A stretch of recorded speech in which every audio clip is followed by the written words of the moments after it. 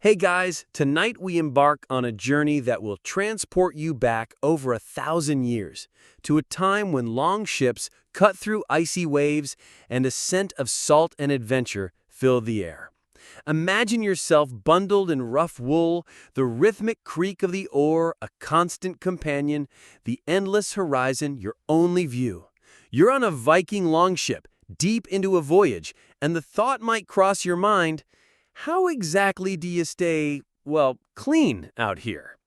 You probably won't survive this journey with your modern sensibilities intact, but you'll certainly gain a new appreciation for the simple luxury of a hot shower. So, before you get comfortable, take a moment to like the video and subscribe, but only if you genuinely enjoy what I do here. Let me know where you're listening from and what time it is for you right now. Now dim the lights. Maybe turn on a fan for that soft background hum, and let's ease into tonight's journey together. You might carry this image in your head, a persistent whisper from countless historical dramas and popular narratives. Vikings, rugged and fearsome, but undeniably grimy. Perhaps you picture matted hair, stained tunics, and a general aura of unwashed humanity. It's a compelling image, perfectly suited to the brutal, wild reputation they have acquired. But tonight, we're going to gently, soothingly, challenge that very notion. Because, dear listener, the reality of Viking cleanliness is a far more nuanced and frankly much more interesting story than the mud-caked stereotype suggests. You see, the widespread belief that Vikings were unkempt barbarians, perpetually caked in dirt and smelling of stale ale and fish, is a mainstream historical fact, often perpetuated by later Christian chroniclers who perhaps had their own agendas. They were hardly sending postcards back home, raving about the fresh scent of their Nordic adversaries. But let's peel back those layers of historical bias, shall we? You'll find that archaeological digs, those patient, dusty probes into the past, consistently unearth a treasure trove of evidence that paints a very different picture. We're talking about exquisitely crafted combs, ear spoons, tweezers, and even small ornate containers that might have held balms or perfumes. These aren't the accoutrements of a people who considered cleanliness a quaint, unnecessary luxury. Quite the opposite. You're looking at a culture that placed a surprising, perhaps even obsessive value on personal grooming. It's a quirky tidbit, really, how often these personal care items appear in burials, suggesting they were considered important enough to accompany the deceased into the afterlife. It's almost as if they wanted to look presentable for Valhalla. And this isn't just about looking good for the gods or for potential conquests, though surely those played a part. There was a practical side to it, especially on those long, grueling voyages across the tempestuous seas. Imagine being cooped up in a longship for weeks, even months, without any thought for basic hygiene. The stench alone would be unbearable, a potent brew of sweat, stale breath, and whatever unfortunate fish got caught in the hull.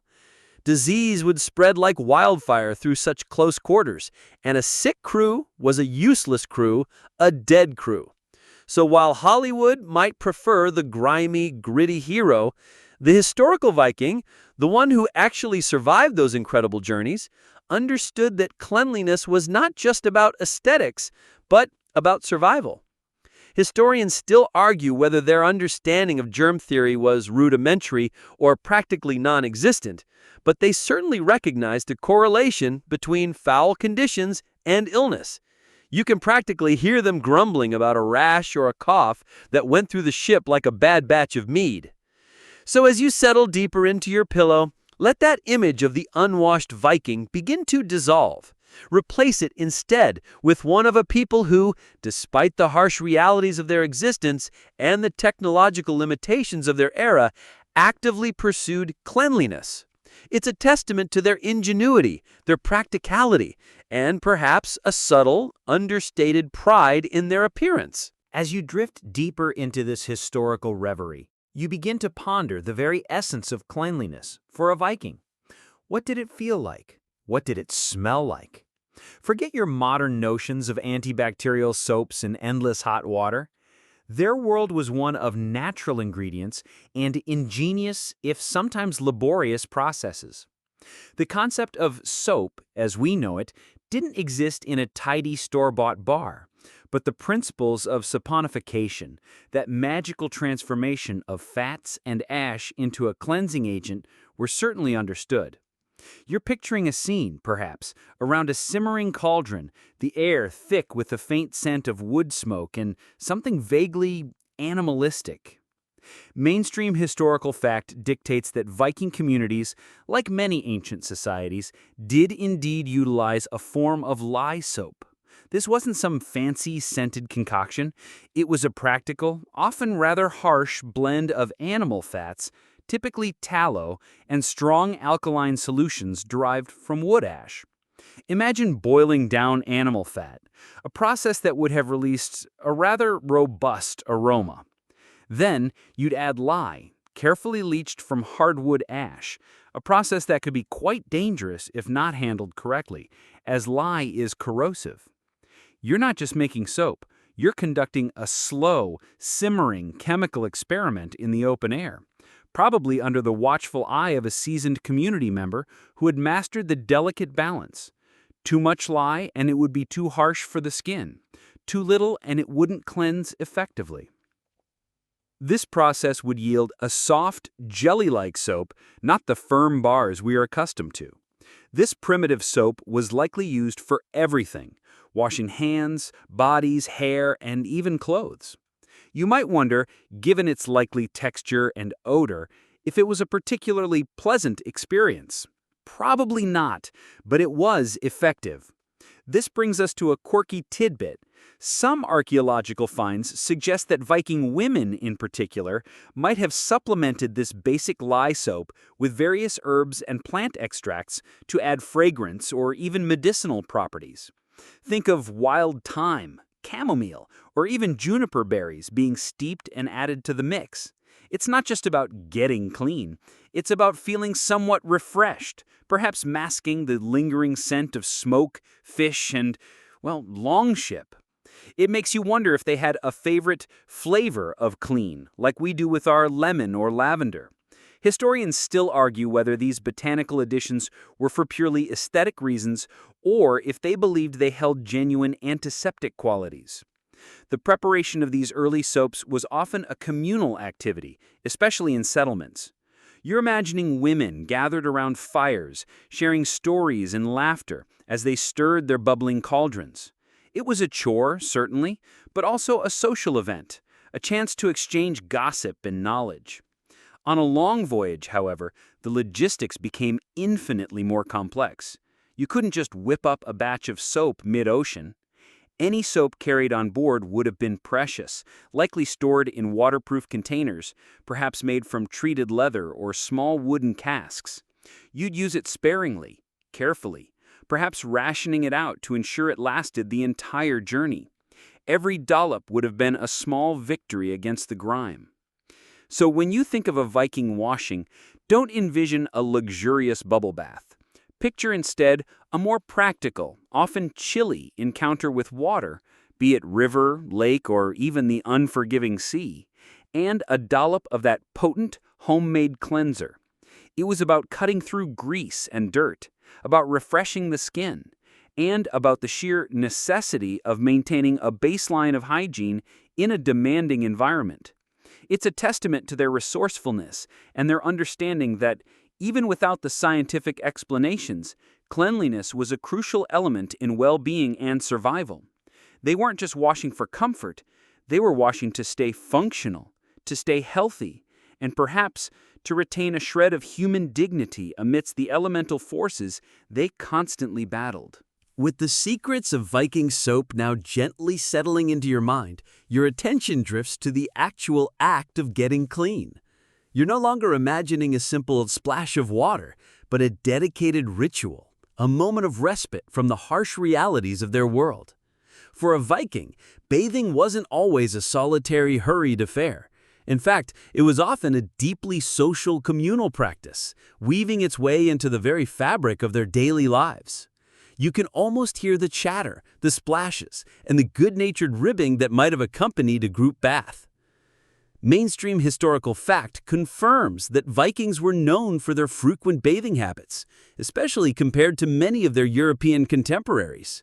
This wasn't just a casual dip, it was a regular part of their week.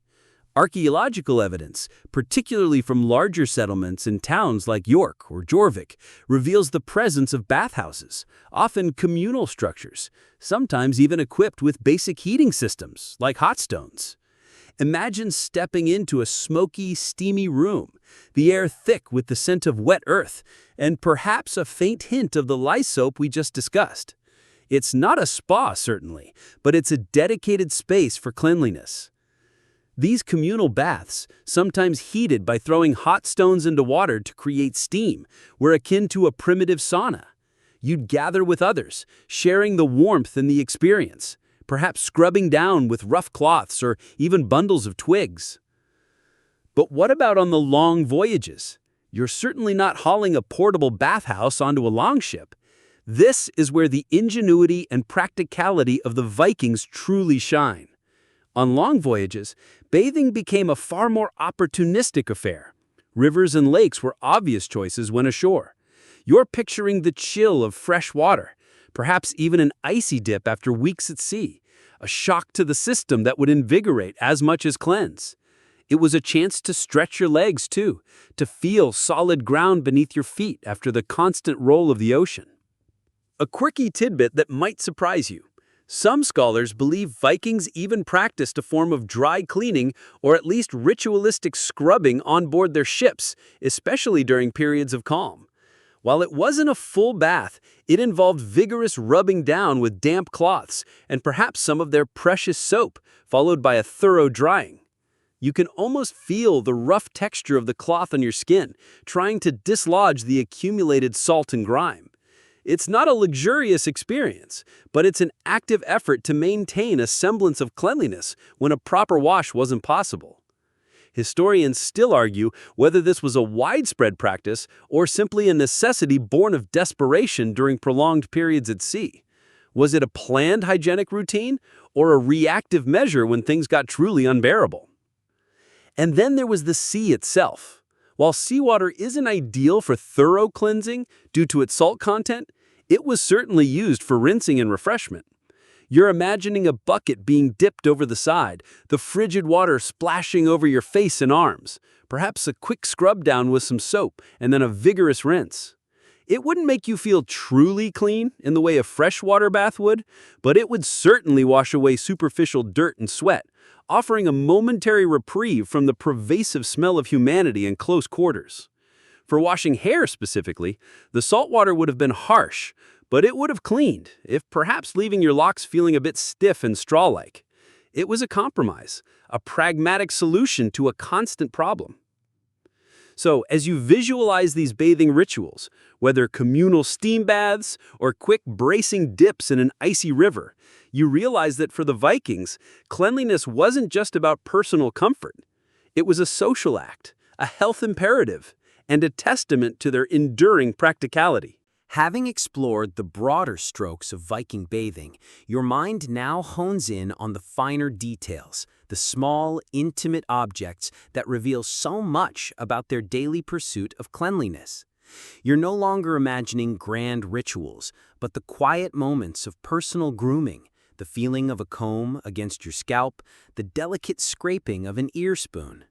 These weren't just tools, they were essential components of Viking life.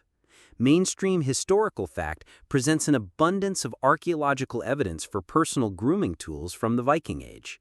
Dig sites across Scandinavia, Britain, and even Russia regularly yield combs, ear spoons, tweezers, and even small razors or blades.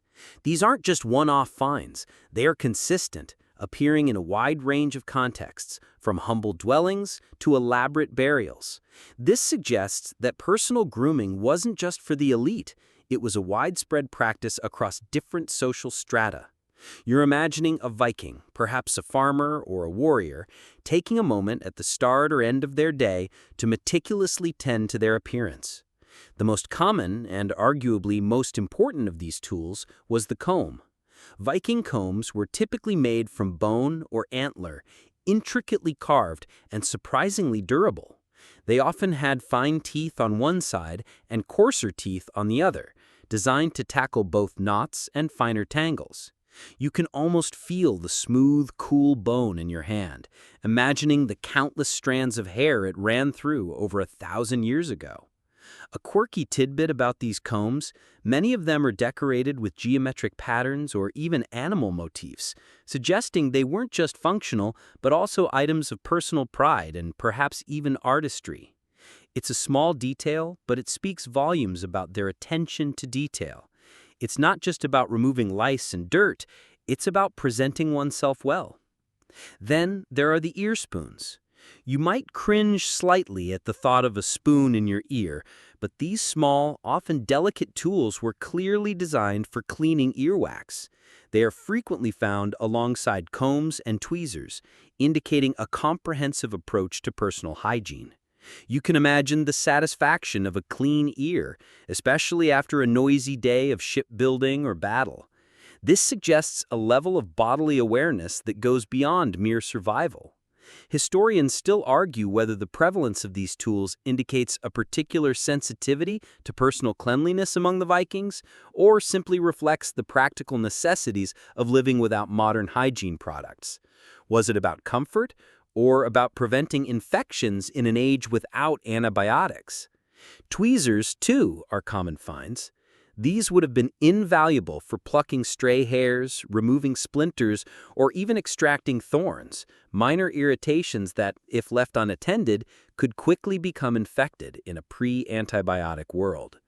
You're picturing the meticulous effort involved in removing an annoying ingrown hair or a bothersome stubble, a testament to their dedication to presenting a well-groomed appearance. This wasn't about vanity in the modern sense, but about practicality and personal comfort. On a long sea voyage, these grooming tools would have been indispensable. They were small, portable, and effective. You wouldn't have a full bath at your disposal, but you could still comb your hair, clean your ears, and pluck stray hairs.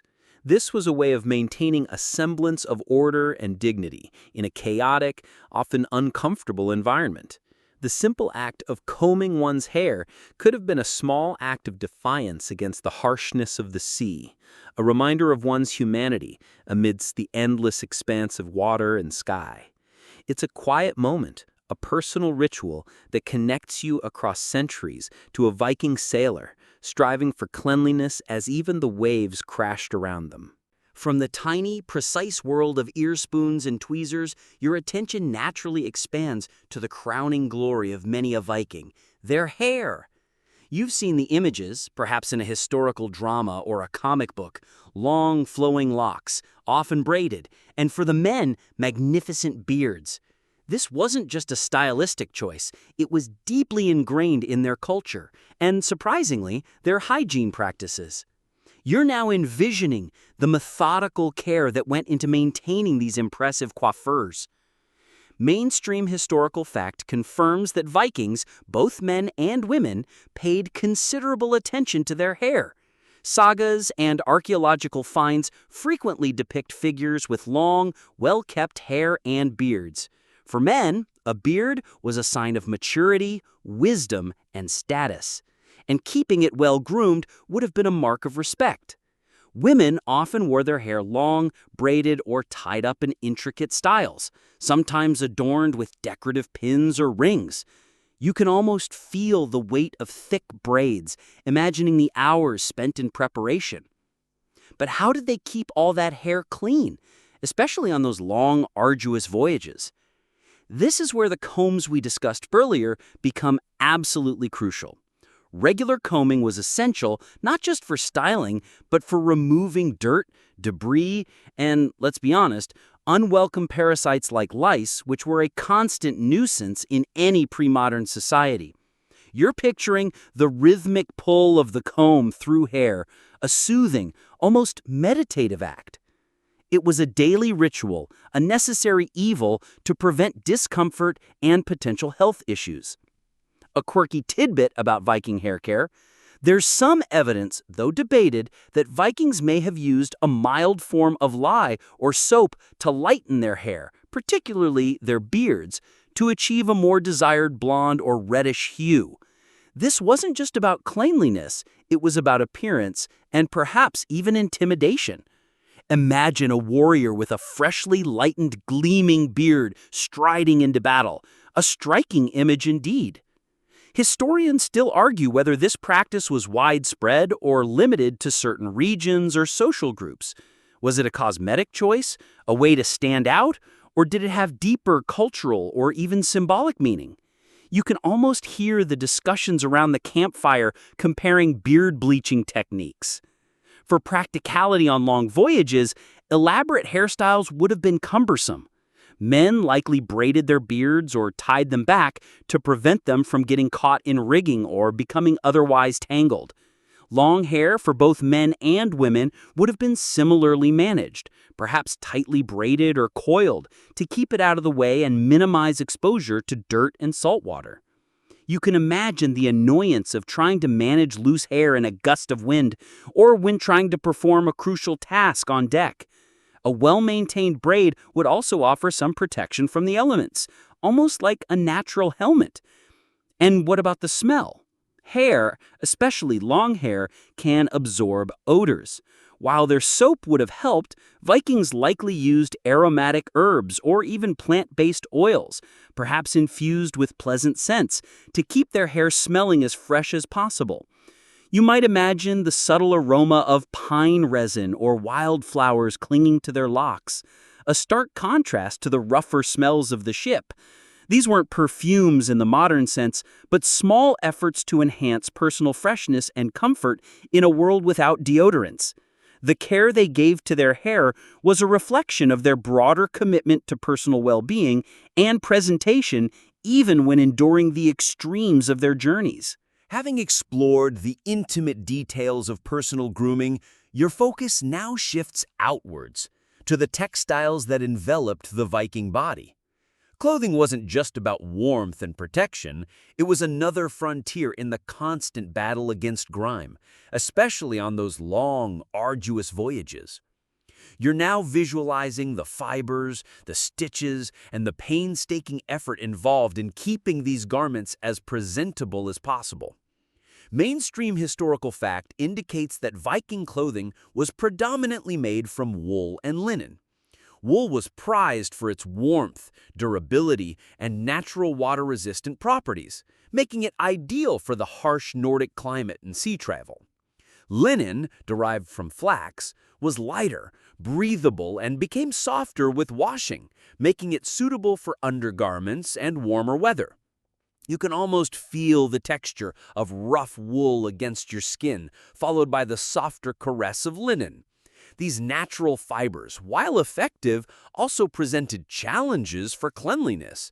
They could absorb dirt, sweat, and smells, becoming heavy and uncomfortable. So, how did Vikings manage to keep these garments clean, especially at sea? Full washing, as we understand it with modern detergents and machines, was simply not an option. Instead, they relied on a combination of methods.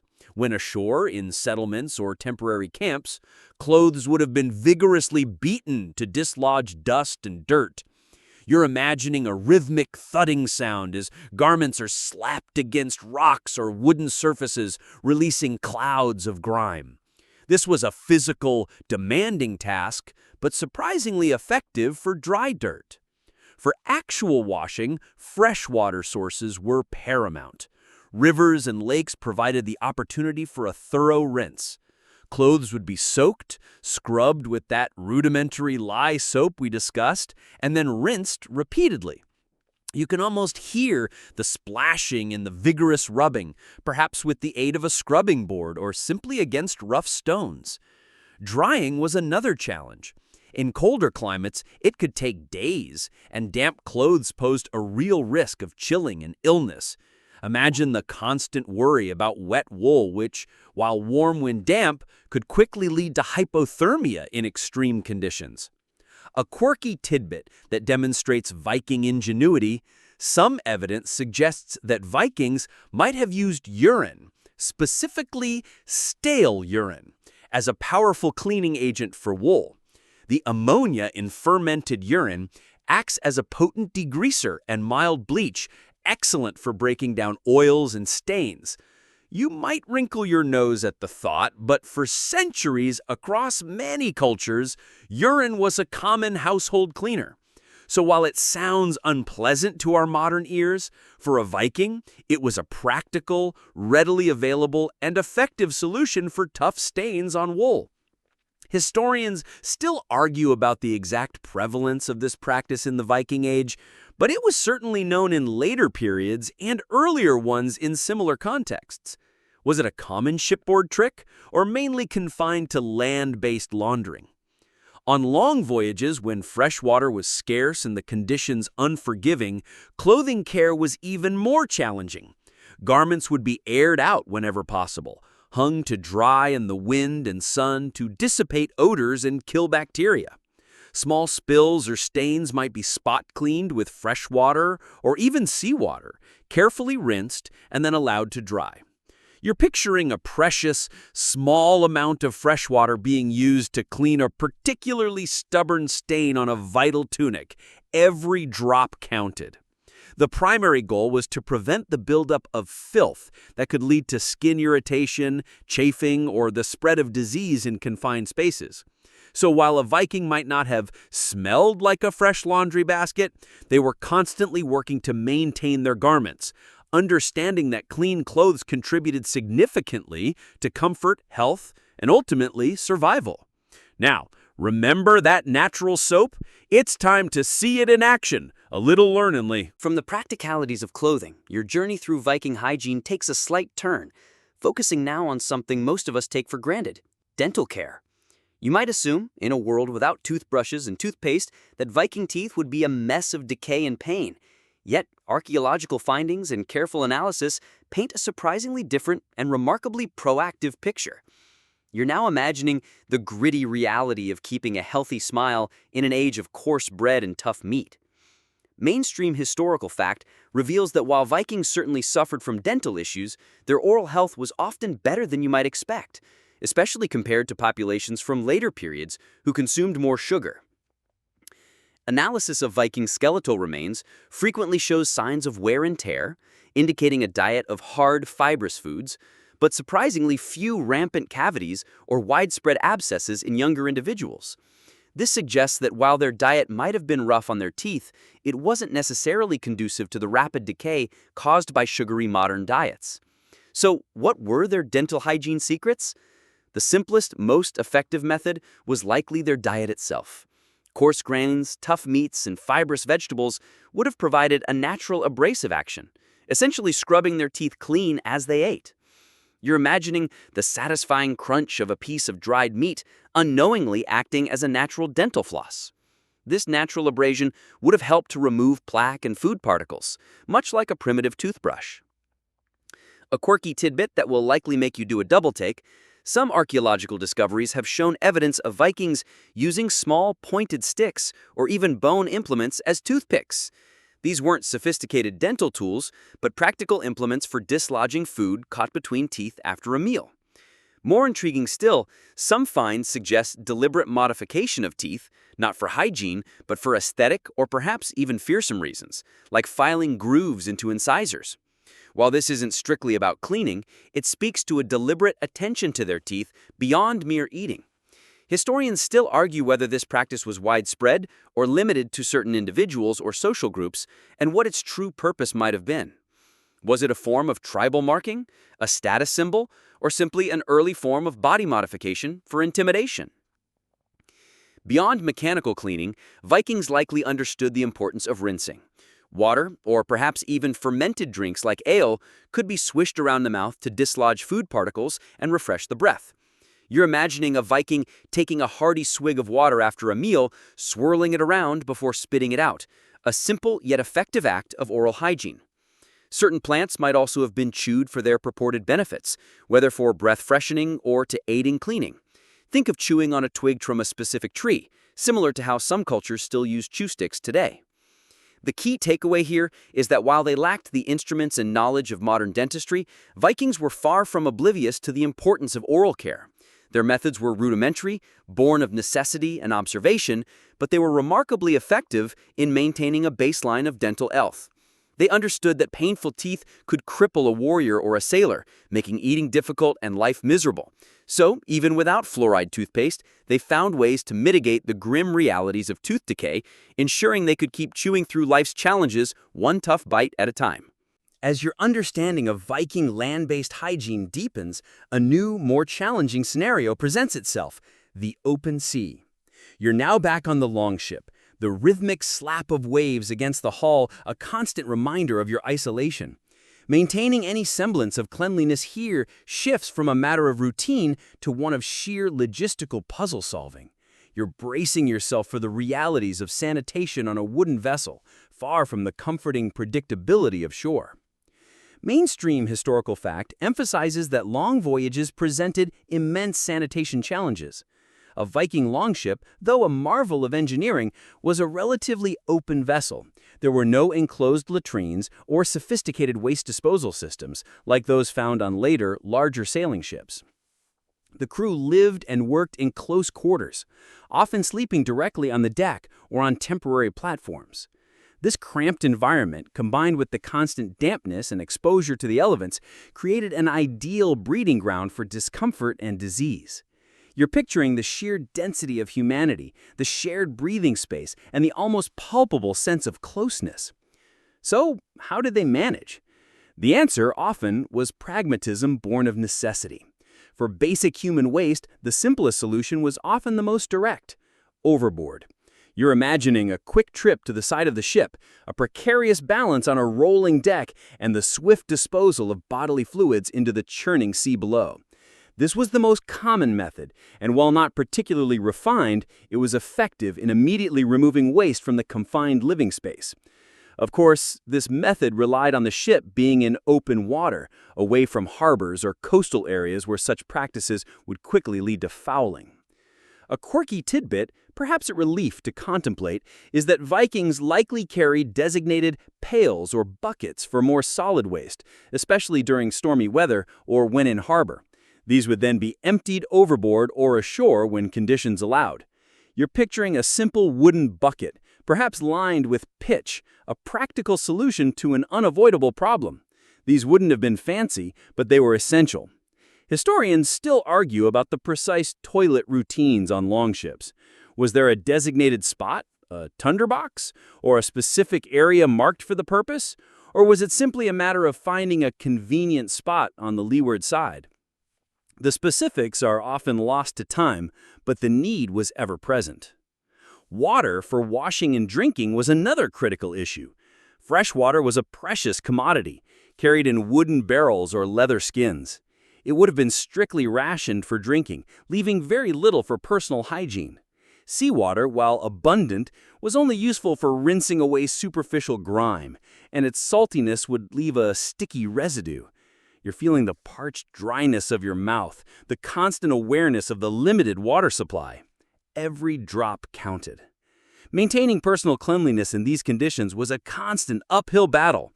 Clothes would become impregnated with salt, sweat, and the general odors of life at sea. The simple act of changing clothes, if one had spares, would have been a luxury.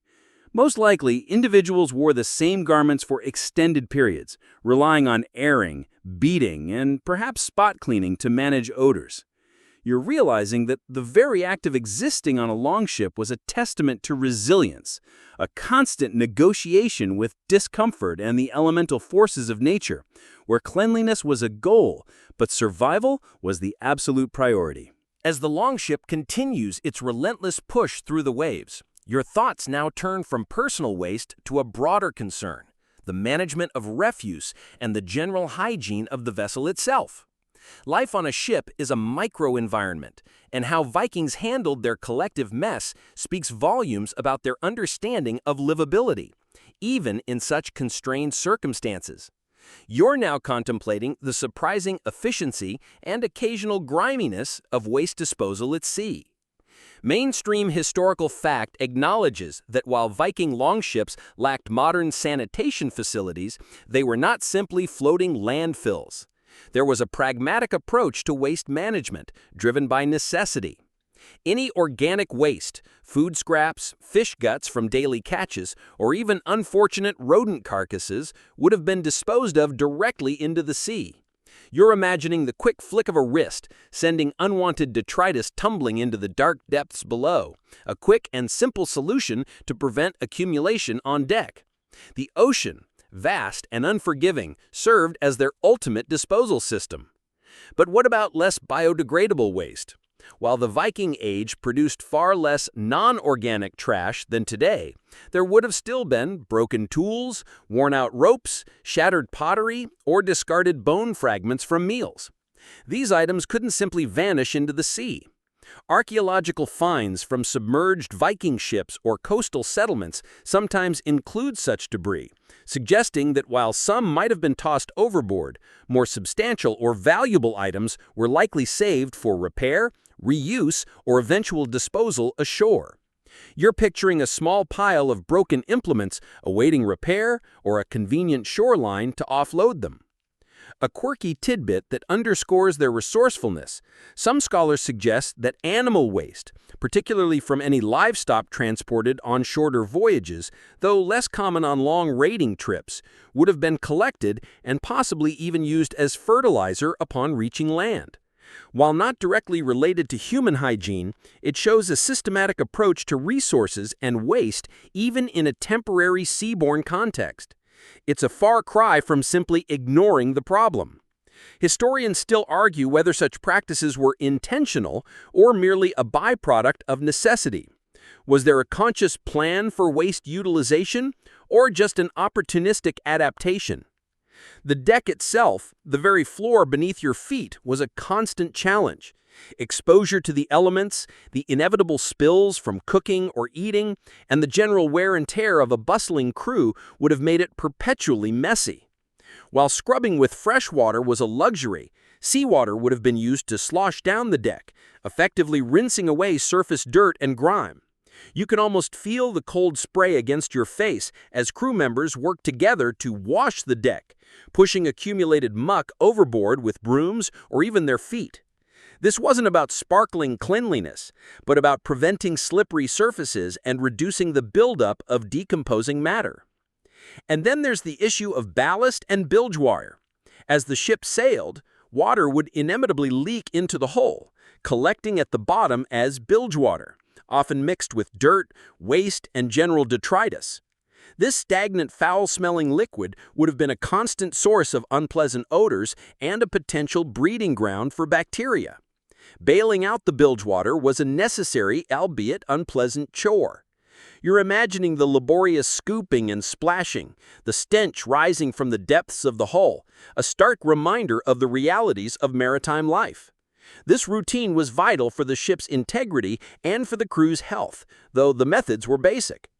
So while Vikings certainly didn't live in a sterile environment, their waste management strategies at sea, though rudimentary, were a testament to their practicality and determination to maintain a functional and somewhat habitable vessel. With the ship's general upkeep in mind, your thoughts now drift to the most critical aspect of long-term survival at sea, the purity of food and water. Without modern refrigeration or purification techniques, ensuring safe provisions was a constant, high-stakes battle. You're now contemplating the meticulous care and the gnawing anxiety that surrounded every morsel and every sip on a Viking voyage. Mainstream historical fact emphasizes that securing and preserving provisions was paramount for any long-sea journey. Spoiled food or contaminated water could decimate a crew far more effectively than any enemy blade.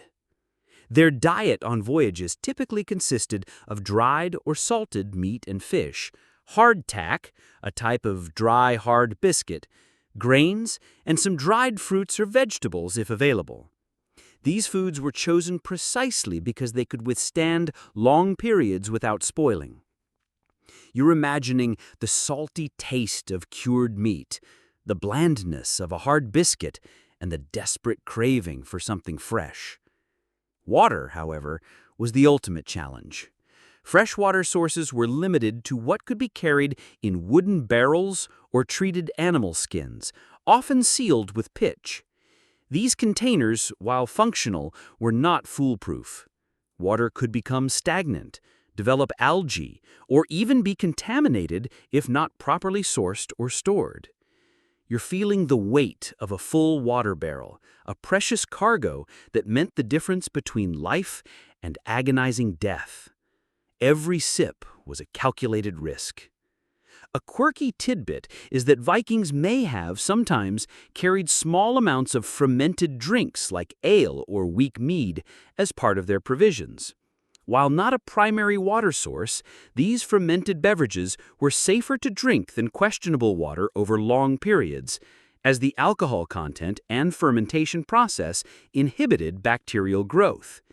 It wasn't about getting drunk. It was about hydration and survival with a side benefit of a mild buzz. Historians still argue whether this was a common practice for hydration or mainly for morale and occasional consumption. Was it a planned hygienic strategy or just a happy accident of their drinking culture? To keep food as safe as possible, Vikings relied on time-tested preservation methods. Salting and drying were key. Fish and meat would be heavily salted to draw out moisture, inhibiting bacterial growth, then dried in the sun and wind. This created durable, albeit intensely salty, provisions. You're tasting the overwhelming saltiness, the constant thirst it would induce, making that precious water even more coveted. Smoking was another technique, adding flavor and acting as a preservative. On board, food storage was carefully managed. Provisions would be stowed in dry, secure areas, often in wooden chests or barrels, away from bilge water and pests. Rodents and insects were a constant threat, and any signs of infestation would have been met with swift, brutal action. You're picturing the vigilance required, the constant checking of supplies to ensure nothing had spoiled. Any spoilage could lead to widespread illness, and a sick crew, as we've noted, was a death sentence on the open sea. The careful selection and rigorous preservation of food and water were not just about avoiding hunger or thirst. They were fundamental aspects of shipboard hygiene and disease prevention.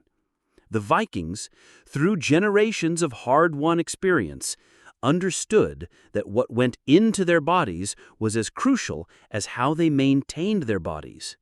Every effort, from salting a fish to sealing a water barrel, was a silent testament to their deep-seated knowledge of survival, even if they didn't understand the microscopic reasons why their efforts worked.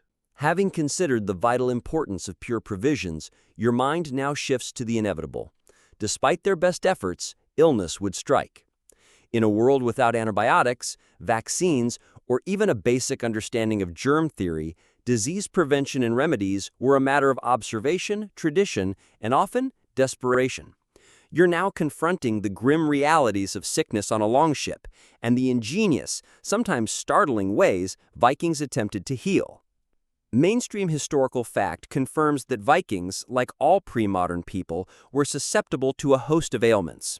Infections, broken bones, scurvy, due to lack of fresh produce on long voyages, and various fevers would have been common. While they lacked scientific understanding, they were keen observers of cause and effect, recognizing that certain conditions or practices led to illness.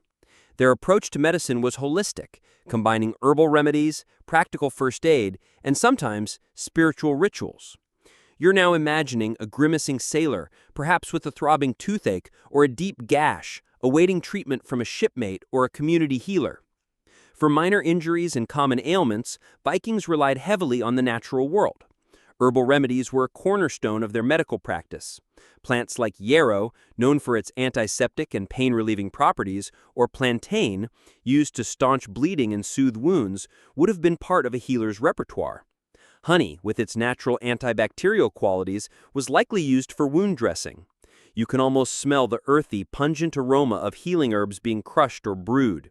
This reliance on readily available natural resources was a practical necessity, especially on a long voyage where specialized tools or medicines were non-existent. A quirky tidbit that reveals their pragmatic approach to healing, some scholars suggest that Vikings might have used spider webs as a rudimentary bandage or to help staunch bleeding thanks to their clotting properties. While perhaps unsettling to us, it was a readily available material with a surprising practical application in a pinch. Imagine the careful gathering of cobwebs from the corners of the ship or a temporary shelter. Historians still argue about the effectiveness of such folk remedies and whether they were widely adopted or just desperate measures. Was it a genuine medical practice or just a widely believed superstition? For more serious issues, such as fractures or deep wounds, Vikings had basic surgical knowledge. They could set bones, and archaeological evidence sometimes shows remarkably well-healed fractures, indicating competent care. For serious infections, however, their options were limited. While they understood that wounds could fester, they lacked antibiotics. Therefore, cleanliness of wounds, achieved by rinsing with water, perhaps even boiled water if possible, was paramount to prevent overwhelming infection. You're hearing the stoic grunts of a warrior undergoing a painful but necessary cleaning of a battle wound, knowing that infection was often a death sentence. The concept of hygiene as a preventative measure, even without the modern understanding of germ theory, was also present. The routine of washing, combing, and maintaining a relatively clean environment, as we've discussed, was their best defense against the unseen enemies of disease. They understood that foul conditions bred sickness, even if they couldn't articulate why. On a long voyage, a sick crew was a vulnerable crew, so every effort, however basic, was made to keep individuals healthy. Ultimately, their medical practices were a testament to their resilience and ingenuity, born of a deep connection to nature and a hard-won understanding of the human body's fragility in the face of the unknown. Having considered the arduous fight against disease on the high seas, your perspective now shifts inward, to the social fabric of Viking society itself. It might seem strange, but personal cleanliness wasn't just a matter of practical health. It was intricately woven into the very tapestry of social status and personal prestige. You're now understanding that a clean Viking wasn't just a healthy Viking, but a respected one. Mainstream historical fact firmly establishes that Vikings had a strong cultural appreciation for personal grooming and a well-kept appearance. Numerous sagas and historical accounts describe individuals who were notable for their cleanliness and the attention they paid to their hair and clothing. This wasn't just a casual preference, it was seen as a mark of refinement, a distinction between the civilized and the truly barbarous. You can almost picture the disdainful glances cast upon someone who neglected their appearance, even in a society often romanticized for its roughness. In a world where physical prowess and martial skill were highly valued, so too was the ability to present oneself honorably. A warrior entering a hall or a merchant arriving in a foreign port would want to make a good impression, and personal hygiene played a significant role in that. It wasn't about vanity in the modern sense, but about conveying respect for oneself and for those you interacted with. A well-groomed beard, neatly combed hair, and relatively clean clothes spoke volumes about a person's diligence and self-respect. A quirky tidbit that highlights this social emphasis is the Viking nickname Halfdan the Black, which wasn't a comment on his skin tone, but rather a reference to his dark hair kept meticulously clean. Conversely, another Viking was nicknamed Thorfinn Skullsplitter, because his teeth were reputedly covered in a dirty film. Such nicknames, passed down through generations, demonstrate that aspects of personal hygiene were indeed noticeable and formed part of one's public identity. Historians still argue about the precise degree to which cleanliness dictated social standing. Was it a fundamental requirement for respect, or merely an additional perk for those who could afford the time and resources? This cultural emphasis meant that even on a long ship, away from the comforts of a settlement, efforts towards cleanliness would have continued. While conditions were undoubtedly challenging, the social imperative to maintain a decent appearance wouldn't have vanished. You're imagining a warrior taking a moment to comb his hair before landing on a foreign shore, or a trader ensuring his tunic is as clean as possible before a negotiation.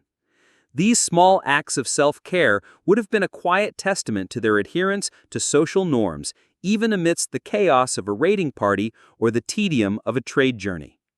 Furthermore, being clean could also be a subtle display of wealth or resources.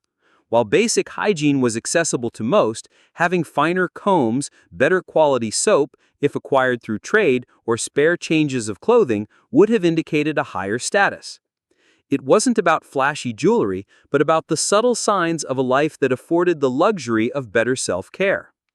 So, as you reflect on the Viking ideal, remember that their pursuit of cleanliness was far more than just a physical act.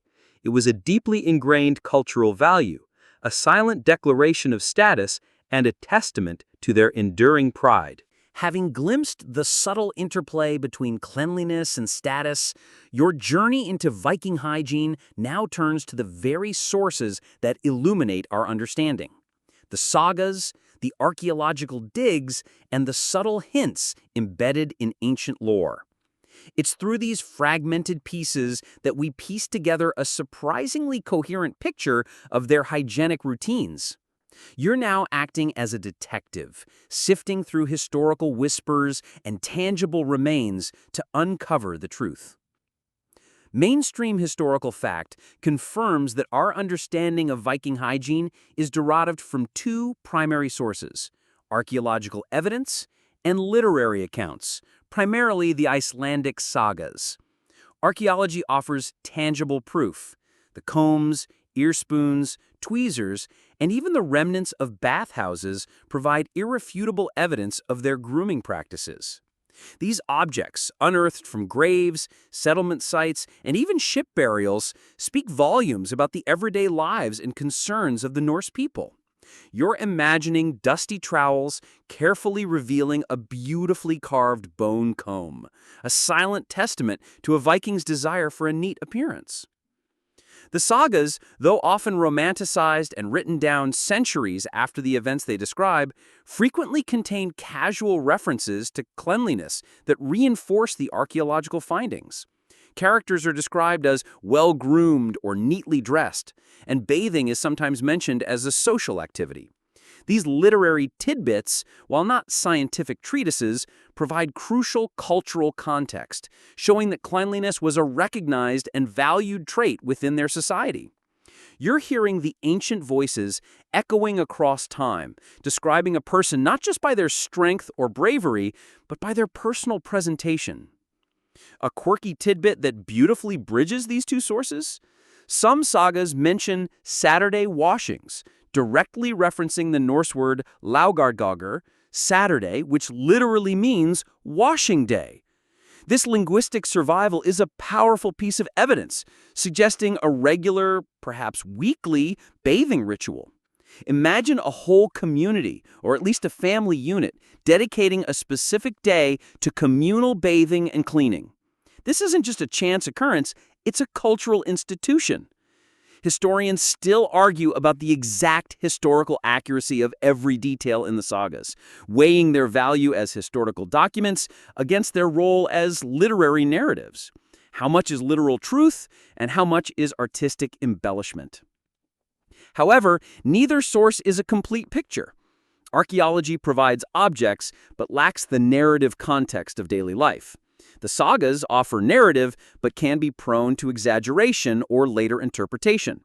It's the careful cross-referencing and critical analysis of both that allow historians to form a more complete and nuanced understanding. You're weighing the cold, hard facts of an excavated comb against the poetic description of a hero's gleaming beard, trying to reconcile the two. The absence of detailed how-to guides on Viking hygiene is also notable. They didn't write instruction manuals on how to bathe or make soap. These were practical skills passed down through generations, learned by doing, not by reading. This means much of our understanding comes from inference and educated guesswork, piecing together fragments like a complex mosaic. So as you piece together this fascinating puzzle, you realize that the narrative of Viking cleanliness is not a simple, straightforward tale, but a rich tapestry woven from the threads of ancient objects and enduring words, inviting us to look beyond the popular stereotypes and appreciate the surprising complexities of their daily lives. From the scholarly pursuit of sagas and archaeological finds, your journey now broadens, extending beyond the Norse homelands to the vast network of trade routes that defined the Viking Age. These weren't just paths for plunder and conquest, they were conduits for cultural exchange, where ideas, goods, and indeed even hygiene practices flowed freely. You're now envisioning the cross-pollination of customs that occurred as Vikings ventured far from home. Mainstream historical fact emphasizes the extensive nature of Viking trade routes. From the bustling markets of Birka and Hedeby to the far-off lands of Byzantium and the Abbasid Caliphate, Vikings connected disparate cultures across vast geographical distances. They traded furs, timber, amber, and slaves for silver, silks, spices, and exotic goods. This constant interaction with diverse peoples meant exposure to different ways of life, including varying approaches to personal hygiene. You're picturing a Viking merchant haggling in a marketplace, observing the local customs, perhaps even picking up a new trick for staying clean. This cultural exchange wasn't a one-way street. Vikings undoubtedly introduced some of their own cleanliness practices to the lands they settled or traded with. For instance, in places like Anglo-Saxon England, the Norse emphasis on regular bathing was so pronounced that it was noticed and even adopted by some of the local populations, who, by comparison, were sometimes less fastidious in their personal habits. You can almost hear the English complaining about the overly clean Danes, even as they secretly admired their fresh appearance. A quirky tidbit that illustrates this exchange: fine, well-crafted combs, characteristic of Viking workmanship, have been found far beyond Scandinavia, in areas where Vikings had significant presence, such as Ireland, Russia, and the British Isles. These weren't just trade goods, they were tools that facilitated a particular standard of grooming. Their presence suggests that Vikings either brought their hygiene practices with them, or their superior grooming tools were desired and adopted by others. Historians still argue about the precise extent of cultural diffusion when it came to hygiene. Was it a direct imposition, an admired adoption, or simply a mutual exchange of practical methods? Conversely, Vikings also likely learned new methods and acquired new materials from the cultures they encountered. From the advanced civilizations of the Byzantine Empire or the Islamic Caliphate, they might have encountered finer soaps, aromatic oils, or different types of textiles that were easier to clean or more comfortable. You're imagining a Viking, having spent time in Constantinople, returning home with a new understanding of personal luxuries or more effective cleaning agents. These encounters would have enriched their existing practices, leading to a more sophisticated approach to personal care. The very act of travel and trade necessitated a certain level of adaptation. A successful merchant or diplomat would need to be presentable and healthy, especially when dealing with foreign dignitaries. The rough and unkempt appearance, while perhaps intimidating in battle, would be less effective in a bustling market or a negotiation. Therefore, the long trade routes, far from being just conduits for goods, were also silent highways for the spread of hygiene practices, fostering a surprisingly interconnected world where even the most basic human needs evolved through exposure and exchange. As our nocturnal journey through Viking hygiene draws to a close, your mind now rests upon the lasting impact of their practices and how they utterly dismantled the persistent, grimy stereotypes. The legacy of Viking cleanliness isn't just a historical footnote. It's a powerful reminder that history is often far more nuanced and surprising than popular imagination allows. You're now contemplating how deeply mistaken many of our modern perceptions of these formidable people truly are. Mainstream historical fact, through the relentless work of archaeologists and scholars, has steadily chipped away at the image of the dirty, unkempt Viking. The overwhelming evidence of their grooming tools, bathing habits, and sophisticated understanding of personal care has revolutionized our view of them. It's clear now that the unflattering descriptions often came from hostile sources, particularly Christian chroniclers who viewed the pagan Norse as uncivilized barbarians and thus naturally assumed they were also physically unclean. You're seeing the historical record being gently but firmly corrected, piece by painstaking piece. The persistence of the dirty Viking stereotype is a fascinating cultural quirk of memory. It speaks to how powerful narratives, once established, can endure for centuries, even in the face of contradictory evidence. Perhaps it's easier to imagine fearsome warriors as rough and unrefined, rather than as individuals who valued personal hygiene and took pride in their appearance. It challenges our preconceived notions of what barbaric truly means. Historians still argue about the exact origins and spread of this particular stereotype. Was it purely religious bias, or did some Vikings simply have a bad day when a chronicler happened to be watching? The Vikings' commitment to cleanliness, even amidst the incredibly harsh realities of their lives and voyages, wasn't just about superficial appearances. It was deeply practical. A clean body was a healthier body, less prone to skin infections, chafing, and the spread of disease in close quarters. A well-groomed crew was a more effective crew, able to function optimally for extended periods.